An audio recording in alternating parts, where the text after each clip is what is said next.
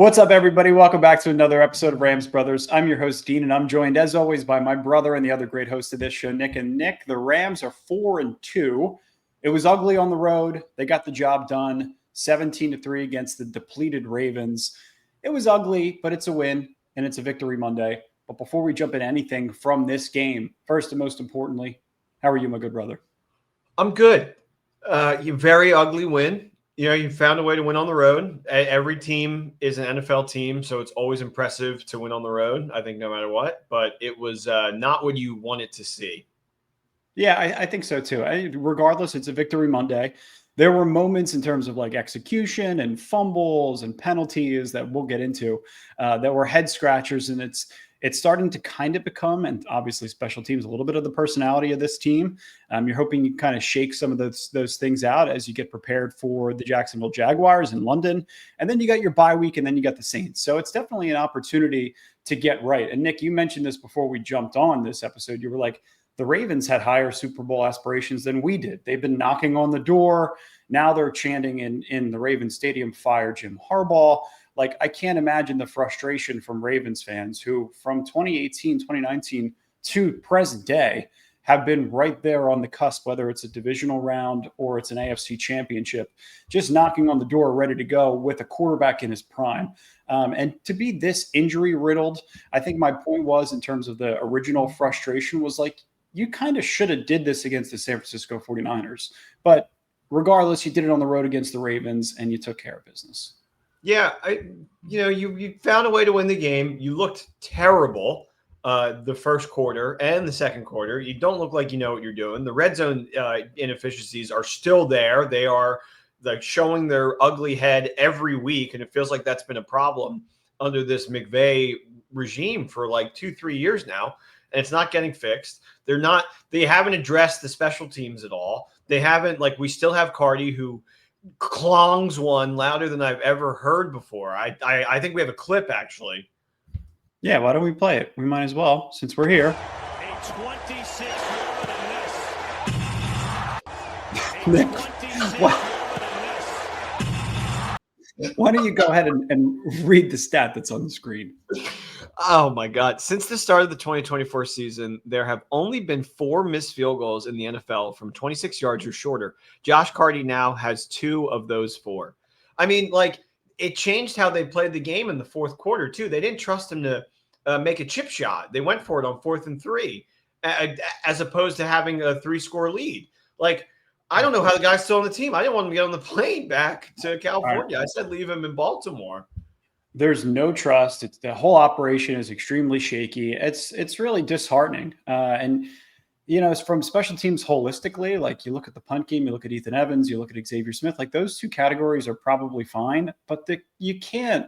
Like, you have an opportunity to go up 3 possessions, as you mentioned, and I don't know what they were doing. Maybe it's an old school approach to just say kick the ball and take the points. But to be that inefficient in the red zone, to have Stafford drop back, to fumble, just to kind of like spill all over themselves is kind of what it looked like, in a late game situation where you could just put the team away.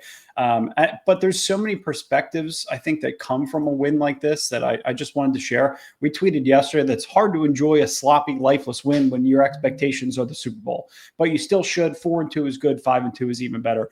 You don't really need to look like a playoff team right now. You need to look like one in December and January. And this was a counter argument from one of our followers, James B. Terry. He said 14 points was literally the largest margin of victory in all NFL games yesterday. No one won their game by 15 plus points. That is a really damn good win yesterday. I don't care who the opponent was. I don't care who the quarterback was. It's hard to win by 3 scores in the NFL. So I'm trying to take that with a grain of salt. I want this team to look like a playoff caliber juggernaut right now, but the realism and what you're really going to get out of this team in terms of winning big time playoff games down the stretch, you don't need that with your roster until December and January.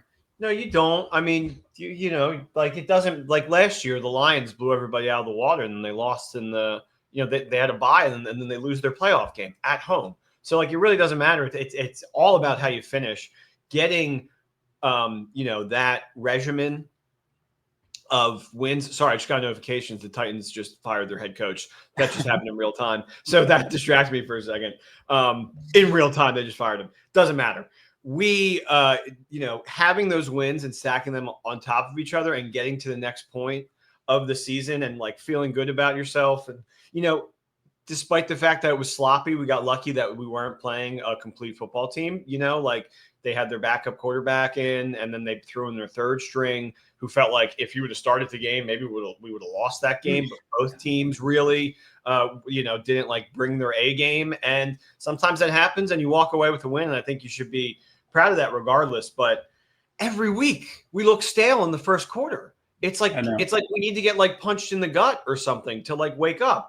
And you're coming off of 11 days rest, but that's been one of your main concerns with this team over the last 3 years. I feel like I've heard it multiple weeks on multiple podcasts, is this team never, ever starts fast. It's not their identity to do that. It's their identity to kind of pick and choose when they're going to take their shots. They have these really long series, 12, 13 plays where they're bound to make a mistake at some point.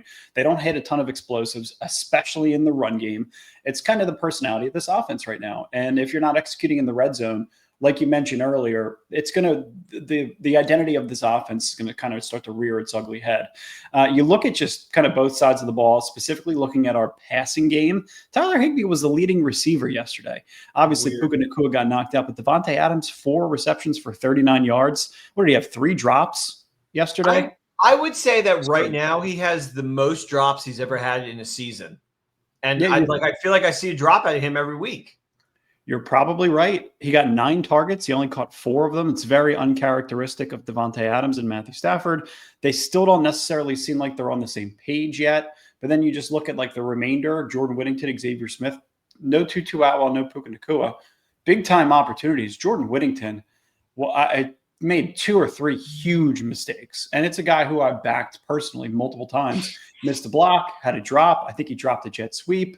And it's to the point where I was watching the game with our dad yesterday.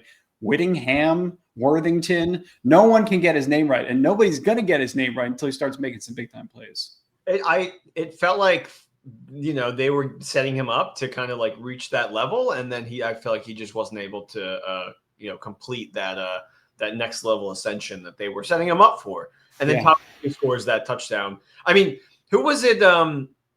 It was Whittington who they did that jet sweep. Or no, it was Ferguson.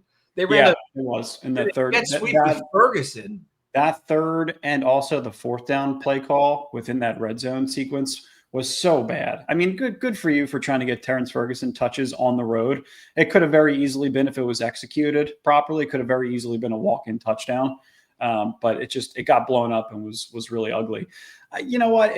There's also a lot of really good stuff that came out of this game. Like, there's a lot of negatives, don't get me wrong, but week 3, sloppy 20-mile-per-hour winds, East Coast trip against a team who you've kind of historically had some pretty tough battles with. I'm happy to get out of there with a win. Here's some of the good stuff that came out of this one. So we talked about how holding any offense, injury riddled or not, to 3 points on the road is a good day for the defense. This is via Roberto Clemente. He said today is the 151st game from Sean McVay that he has coached for the Rams, and only the 4th time in his Rams career has he held an opponent to 3 points or less. So that's something to hang your hat on. You look at the division, right? 110 points allowed in 6 games. It's the lowest amongst any team in the NFC West. They're obviously in 3rd in the division. They have no conference wins. Irregardless, they're still putting up enough points and allowing teams to blow 14 points or so on average to get wins. You look at the conference, Tampa Bay, huge win yesterday over San Francisco. It's Tampa Bay, Green Bay, San Francisco, Philly, Seattle, Detroit, and then the Rams are in the 7th seed because they have no conference wins. So it's a pretty bizarre situation to be 4-2 in the 7th seed. There's so much football to be played. Like I mentioned, they don't need to look like how they should right now, but there's some things I think that could be a little bit concerning that have been kind of the same story, the same issues from a couple of years prior. I mean, the special teams issue, I feel like, what was it, 2 years ago, or was it the beginning of last year where the special teams was bad and they kind of figured it out? It's been 3 years ongoing. Yeah. So that's something that needs to be addressed. That if they bring that unit to London, I think it's going to be a real problem. Maybe the reason we lose that game. Starting slow, another thing in London, like, you're going to be jet lagged. You're going to be in like your internal clock has you starting that game at 6:30 a.m. because they're all California guys. So that's how early you have to be active and ready to play that game. So, like, if we're going to start slow on the East Coast, damn right we're going to start slow in the freaking London game.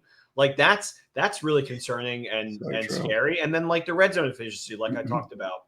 Those are the three things where it's like the whole thing that this McVay Snead regime talks about is like zero complacency. It's like, we're going to get rid of players before they peak. Like, if you're not doing what you're supposed to be doing, you're getting off the team. It's like kind of similar to like how the Patriots ran their operation.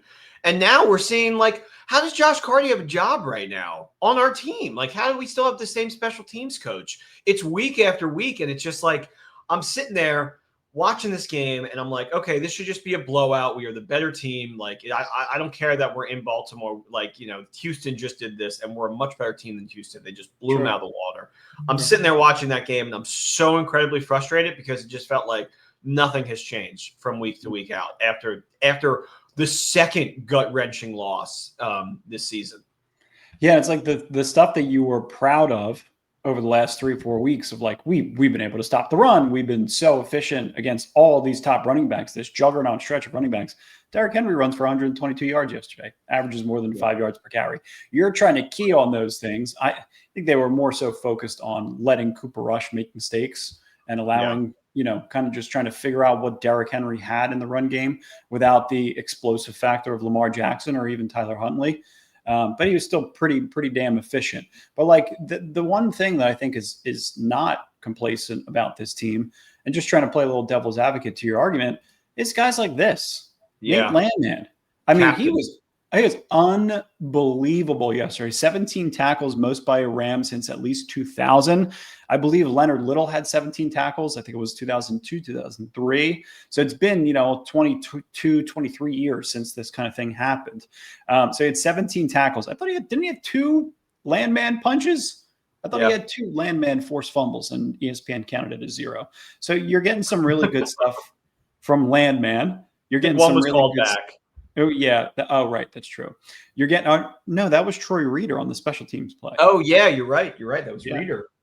You're getting really good stuff out of Quinn Lake. He got his first career interception. He's now has 7 passes defended, the most of any single season in his career.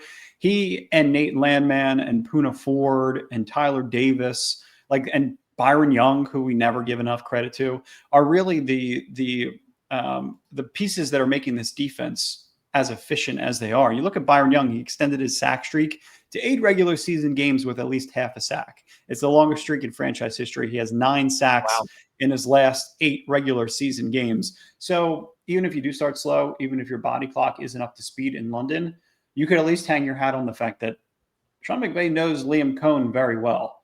From an offensive standpoint, this defense should be able to force turnovers early and put your offense in good positions. Because another thing that your special teams unit does, it constantly puts your offense in a bad spot, or constantly puts the defense in a bad spot. These 3 phases have to be working together to be able to beat Jacksonville on Sunday for sure. Right. I mean, like, the one thing the special teams is good at is the kickoff. It's like giving like a knuckleball kick, and then Carty's one made field goal was a knuckleball. It was a knuckleball, and I'm just like, I don't think that's going to go in. I was so shocked to see that go in. I'm sitting there, I'm telling myself, I'm like, there's a 0% chance that this ball goes in. And I look at it, I'm like, didn't go in. And then they hold up the good sign, and I'm like, I guess it was punched through. He freaking, but I don't know. It was. I know. I can't. It's at the point with me where I can't even watch him. Like, when he walks up and they're starting to kind of set up the extra point, or they're setting up a short chip shot field goal, I have to turn my head and look away from the whole operation. Yeah. I mean, it's I don't think he should be on the team right now. It's hard to blame him for the blocks, but when it becomes a pattern, you have to look at everybody and what they're doing. And then when you're also missing chip shots and extra points to lose games, I mean, that's kind of just how it is. Like, I think you just need to be looking for a kicker. You need to be trying out kickers, and you need to I just don't know, like, why are they so in love with him that he needs to still be on the team right now? I'm gonna list off some names for free agent kickers, and you tell me which ones you're the most interested in. You ready? I'm ready. Greg Zerlin. Zerline's a free agent right now? I believe so. Oh, pick him up right now. I think Zane Gonzalez is a free agent. Young Ho Koo. I'll Eddie take young. Pinheiro is I'll now take young, with the. young What about Waku. Michael Bagley from Detroit? What I mean, about you got pretty much- Rodrigo Blankenship, who's not in the league and has a TikTok where he does Legos, and every week he lines up and does the kicks that were missed that week. Give him a freaking. I like. It's special teams. You're like Cardi's not a captain of this team. We're not paying him anything. You can get rid of him, and it's not a problem. Yeah. As a draft pick, I think that's the only reason why they're still hanging on. It's the same concept of like Jake Moody, right, with the Niners. Who they got rid of? Yeah, they got rid of him. And then guess what? The guy that they bring in, Eddie Pinheiro, I believe it was, in the Rams stadium, hits a 59-yard field goal to go up in the fourth quarter against the biggest division rival. And hits one in OT too. Yeah, and then he hits one in OT, right? So that's the kind of kicker that you need on your roster. Otherwise, you're not going to be able to win football games down the stretch. Yeah. This to me was like you look back at the schedule and you're thinking to yourself, Ravens in Baltimore, that's probably going to be a loss. You might be able to squeak away with the first 4 games. You might go 3-1 in your first 4, which they ended up doing. Niners are going to be tough. Ravens also going to be a tough game, could be a loss. Jacksonville and London, hopefully a win. Saints after the bye week, probably a win. But like you look back and you're like, just kind of thankful that this game ended up being what it was. There was no Lamar Jackson. They're as banged up as they possibly could have been, both offensively and defensively, and they took advantage. Yeah. Like I said earlier, though, I just wanted to see Mac Jones be held to 3 points. It did. We won in the third quarter. We come out and we look good for a quarter, and that was enough to win this game on offense. Was to look good for literally 1 quarter. That's all we had to do. But those other 4 quarters we didn't look, or 3 quarters we didn't look good. That's not going to be enough to beat a Jacksonville team. They're much better than Cooper Rush at quarterback, and their offensive line is strong. They have a good run game. Trevor Lawrence is spreading the ball out, so it's not like you're worrying about one guy. And there's maybe a world where there's no Puka Nacua in this game, who's like our entire offense. So you have to come into that game with like a playoff mentality, because if you're 4-3 and then the back half of the season kind of becomes more of a gauntlet because it's just all the NFC teams. It's San Francisco, Seattle, Tampa, Lions. Yeah, Seattle again, Falcons. Like those are going to be way harder than I think this little dinky Jacksonville game in London. I don't think the Jags are legit. You know what I mean? So I feel like they've kind of gotten lucky, and then they lose yesterday to Seattle, and they don't look too good. So there's a real world where you can make them look bad in London, I think. And I thought Seattle made have us feeling better. Yeah, I thought Seattle made them look pretty bad yesterday. I do think Seattle is kind of like a lesser version of what Minnesota was last year. Yeah. Yeah, and I think it's probably because Sam Darnold is the one that's under center, but it just seems like they have that same type of energy, mentality, and similar weaknesses that you could experience down the stretch that the Vikings ended up dealing with. Jacksonville, though, I don't know. They're tricky. It's going to be a tough matchup. I just think that when you got a situation where McVay knows his opponent, he knows exactly where he came from, he knows tendencies, he knows schemes, he knows what he's going to lean on in terms of play calling. That's where your defense. But I'm just saying, in general, we're not in the preview yet, obviously, but I would probably take the under in this game, whatever it's going to be. I mean, you can just use the same argument with Liam Cohen, though, that he knows everything about Sean McVay. That's true. That's true. So the under, the under flies in those overseas game. That overseas game yesterday was total dog poo, like 13-11 final score. Ridiculous. Scoregami? Was it? It had to be. Was it? That's a score. I mean, probably. I don't even know how they got that safety. I don't know. It's terrible. Yeah, I mean, I don't think we need to spend much more time harping on this past Sunday. It was a win. It was ugly. And if this team starts to execute, if they scale back half the amount of mistakes, or they scale back 25% of the mistakes, they're going to look so much more talented. I think when I look just though, offensively, I'm still concerned about the lack of an explosive run game. Corum's hurt. Maybe you get more Jarquez Hunter in the upcoming weeks, because between the two of them, I just feel like I've been watching Cam Akers for 7 years, to be honest with you. Yeah, I mean, it's like even when he gets he'll break, when Kyron breaks the first set of tackles, it's a guarantee that the safety will come in and get him before he goes over 11 yards. Like there is like I'm watching these other guys on Monday night. Looks like Gibbs is like shot out of a cannon.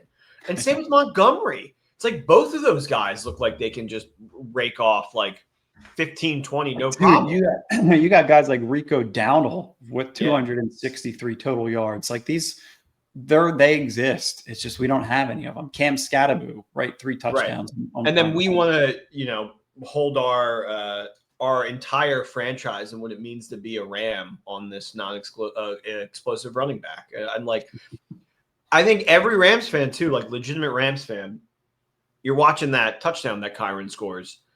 And I think everybody's worried that he's going to fumble. Yeah. Right?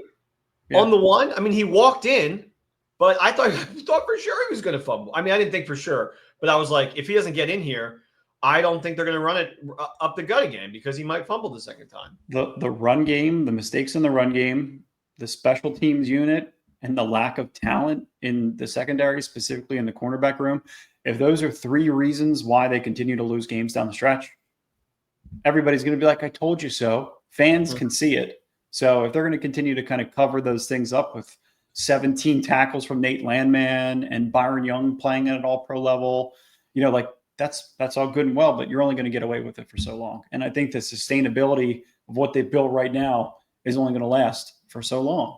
And that's the reality. They're pretty healthy in comparison to some of the teams that they've played. Yeah, I wonder if we're sitting here complaining about these problems if we won both of those games that we could have won. The only reason we're complaining is because we have Super Bowl aspirations. Yeah, and that's why right now they don't look like a Super Bowl team to me. I don't think to you either. Yeah. No, exactly. And I'll tell you exactly when I feel like they look like a Super Bowl team, but that moment hasn't existed yet. And I would say against Philly in the first half against Philly, they look like a Super Bowl team. And there's other moments, but that to me was the most glaring example of like why this team can go all the way. I would just say counter argument, who in the NFC looks like a super team? And I think a lot of people would say Tampa because they're 5-1, but is that really who you want to? They're 5-1 with freaking Tez Johnson as their primary receiver. They got no Chris Godwin, Mike Evans, and Emeka Ibuka. Baker is the MVP of the league right now. Yeah, he is. I think he's the odds-on favorite. It's wild. So yeah, they to me would be a juggernaut. Lions lost last night. We know what the Niners are. We don't know what the Seahawks are yet, but we're getting close to knowing. And the Packers seem like they're maybe, I don't know. You just don't know with them yet. Packers just feel all these teams, all their goals are to be playing really good playoff caliber football in January. And I think back to like how the Rams built their super team in 2021 and the Packers, just some of the, the comparisons between the two. It takes a little while to get going. It does, yeah. I mean, you just would have liked to start off, a little better. One of those one-score games that you were in, you know what I mean? That like you didn't get your heart ripped out from those, and I think that's why everybody watched this game on pins and needles, just because of those losses. Yep. And it's like, it felt like we were going to find a way to lose that game, and it felt like all of the reasons we were going to lose were like self-inflicted. So it's nice now to sitting here. You won by 14. You're feeling okay, and now you got to go travel across seas, and then we'll do a Jacksonville preview and talk about how we feel about that one. Yeah, they're going to be in Baltimore all of this week, practicing, training, and then the flight from Baltimore to London is much quicker than it would be from LA to London, so it makes sense they're going to be chilling in Baltimore all week.